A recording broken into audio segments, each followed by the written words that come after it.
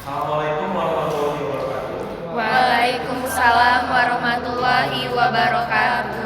Selamat pagi teman-teman. Pagi. Jadi kita bersama-sama akan membentuk rancangan peraturan daerah tentang penyelenggaraan penanggulangan bencana di Kota Padang. Nah, untuk membentuk rancangan peraturan daerah tersebut, maka kita membutuhkan landasan filosofis, sosiologis, dan yuridis. Nah, untuk itulah kita adakan diskusi hari ini untuk menampung segala ide dan gagasan dari teman-teman sekalian. Jadi teman-teman, seperti yang kita ketahui, Kota Padang Alam itu memang memiliki cukup banyak titik rawan bencana yang dirasa perlu ada tentang penyelenggaraan penanggulangan bencana. Karena itu kita akan memulai diskusi hari ini tentang landasan filosofis, sosiologis. Kita mulai saja dari landasan filosofis. Apakah Anda yang ingin memberikan ide dan gagasan terkait landasan filosofis ini? Menurut saya, dalam membuat peraturan daerah tentang penyelenggaraan penanggulangan bencana ini haruslah berdasarkan cita-cita hukum bangsa Indonesia. Cita-cita hukum bangsa Indonesia terdapat di dalam Undang-Undang Dasar 1945 dan nilai-nilai di dalam Pancasila. Jadi benar sekali lah apa yang disampaikan oleh Mbak tadi, bahwasanya Undang-Undang Dasar dan Pancasila harus menjadi dasar kita. Sebagaimana terdapat dalam Pembukaan Undang-Undang Dasar 1945, tepatnya pada alinea keempat, yaitu tujuan negara adalah melindungi segenap bangsa Indonesia dan seluruh kepada Indonesia dan memajukan kesejahteraan umum. Hal ini menjadi dasar dari pembentukan peraturan daerah tentang penyelenggaraan penanggulangan bencana di Kota Padang Alam ini. Kita simpulkan landasan filosofis yang kita ambil pada ratusan ini adalah nilai-nilai yang terkandung di dalam Pancasila dan Undang-Undang Dasar tahun 1945 sebagai standar fundamental moral. Nah, kita akan lanjut ke dasar sosiologis untuk teman-teman yang ingin memberikan ide dan gagasan boleh dipersilakan. Landasan sosiologis itu harus mencantumkan aspek-aspek yang menunjukkan urgensi dalam pembentukan perda ini, yang mana itu harus meliputi kondisi geologis, geografis, ideologis, dan demografis di Kota Padang. Jadi landasan sosiologis itu ada beberapa aspek yang meliputi kondisi geografisnya. Nah, menurut saya secara geografis, Kota Pagar Alam merupakan daerah berbukit dengan ketinggian 4.000 sampai dengan 3.400 di atas permukaan laut, sehingga sangat rawan terjadi bencana seperti bencana longsor. Saya ingin menambahkan dari landasan sosiologisnya, yaitu secara geografis pula, Kota Pagar Alam memiliki topografi 0 sampai 15 derajat, bahkan kelerengan 45 derajat. Hal ini sering memicu terjadinya longsor. Jadi menurut saya ini harus dipertimbangkan. Mengenai landasan sosiologis, secara geologis bahwa permukaan tanah di Kota Pagar Alam berbukit yang mengandung andozol dengan kemiringan lebih dari 40%. Ini menjadi salah satu pemicu terjadinya longsor bahkan gempa bumi. Kita harus mempertimbangkan aspek secara hidrologis, yang mana seperti yang kita ketahui bahwasanya suhu udara dan kelembapan serta curah hujan di Kota Pagar Alam ini sangat tinggi, bahkan dapat mencapai angka 30 mm, yang menjadikan daerah Pagar Alam ini menjadi daerah rawan bencana seperti longsor, banjir maupun puting beliung. Terima kasih.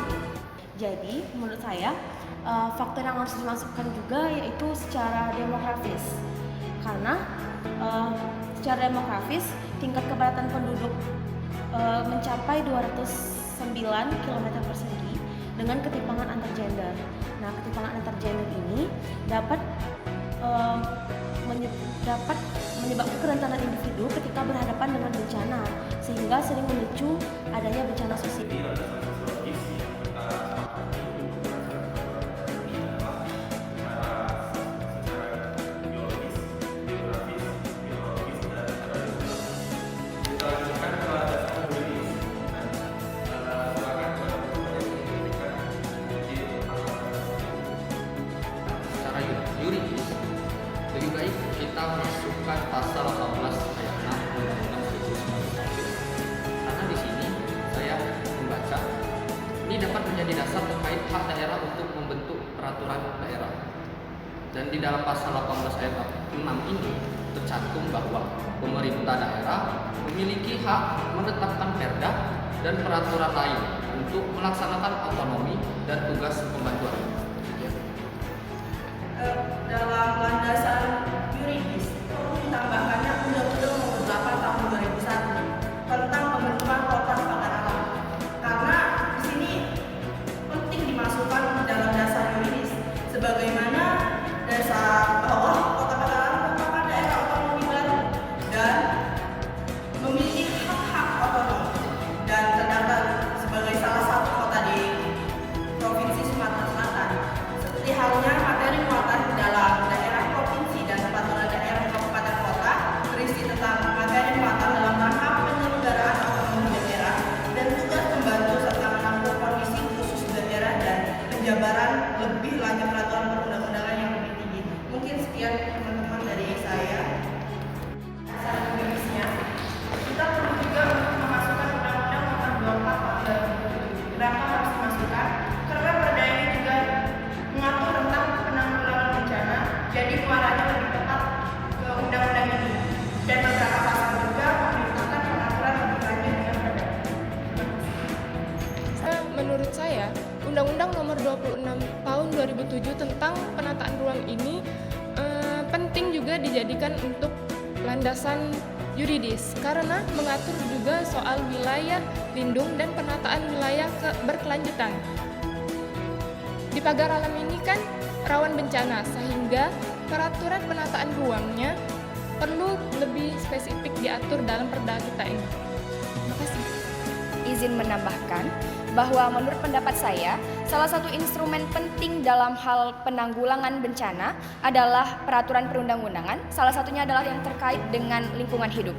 Seperti yang kita ketahui bersama bahwa dalam Undang-Undang Nomor 32 Tahun 2009 tentang perlindungan dan pengelolaan lingkungan hidup, perda ini menurut saya penting untuk dimasukkan ke dalam landasan yuridis karena mengatur mulai dari prabencana atau pencegahan, saat bencana dan pasca bencana.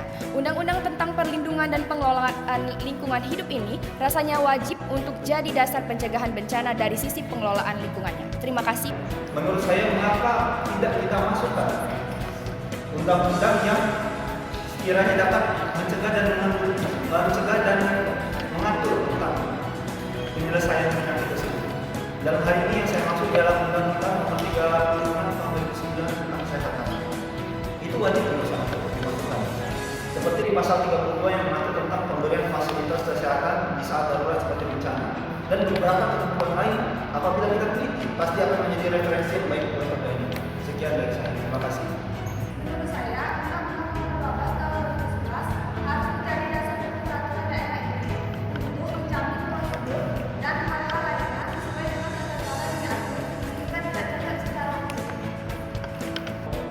Di sini terkait dengan sejalan dengan tujuan bangsa Indonesia untuk melindungi dan mensejahterakan bangsa Indonesia. Tapi ada juga peraturan yang jangan kita lupa, yaitu mengenai tentang UU Nomor 23 Tahun 2014 sebagaimana telah dirubah dengan UU Nomor 9 Tahun 2015 tentang pemerintahan daerah. Aturan ini wajib dimasukkan karena di sini mengatur wewenang pemerintah daerah Kota Pagaralam dalam membentuk perda. Dan juga hal ini penting untuk memastikan wewenang pemerintah Pagaralam untuk membentuk peraturan mengenai penanggulangan bencana. Sekian dari saya. Satu hal yang sangat penting yang kita perlu masuk dalam tempat kita ini adalah tentang pengelolaan keuangan daerah. Ketika kita bicara tentang pengelolaan keuangan daerah, kita harus mengacu pada peraturan pemerintah Nomor 22 Tahun 2008 tentang pengelolaan keuangan daerah yang harus menjadi dasar dalam perda kita ini. Karena dalam penanggulangan bencana juga memerlukan pengelolaan keuangan daerah yang insentif agar penanggulangan bencana berjalan dengan baik.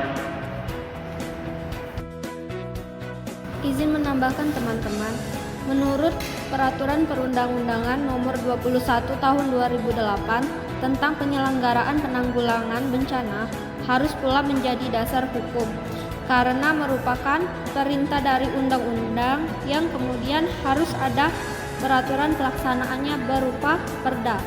Sekian, terima kasih. Terima kasih teman-teman.